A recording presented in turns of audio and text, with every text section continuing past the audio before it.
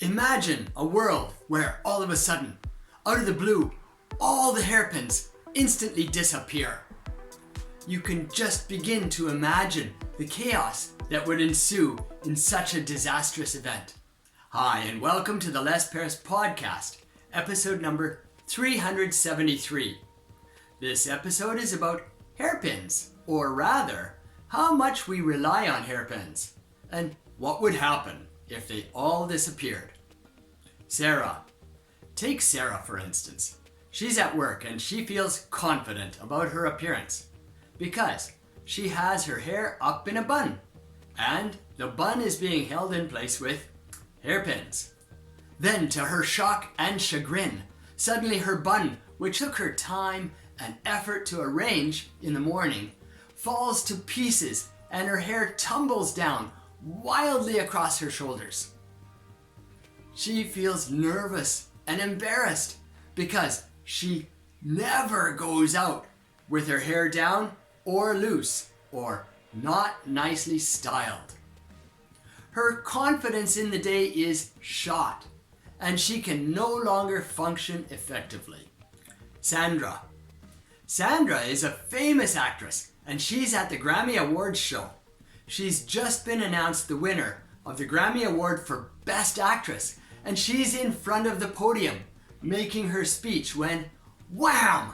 Her beautiful hair, all held in place by hairpins, tumbles down across her shoulders in a very sprawled, messy fashion. And the crowd begins to laugh.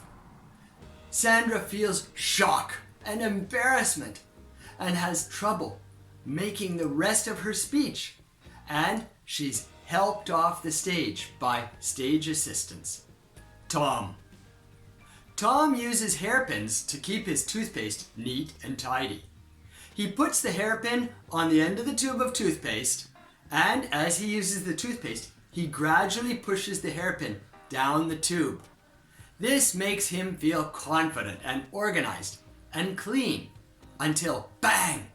The hairpin disappears and his freshly squeezed tube of toothpaste remains squeezed, rumpled, and untidy. His wife walks into the room and says, "Finally, you've decided to relax about this," which brings on a new argument between them about how to use the toothpaste. Joey. Joey has been instructed by his mother to get a piece of tape. There was a convenient hairpin tucked under the end of the tape to make it easy to find the end of the tape.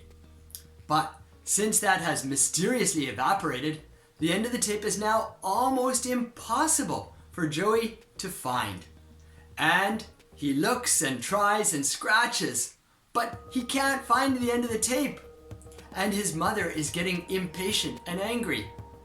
Joey begins to cry. Victor. Victor was out skiing in the mountains. Unfortunately for Victor, he just fell over into a pile of deep snow. His jacket was open for ventilation. He reached down to do up the zipper, but he couldn't find it.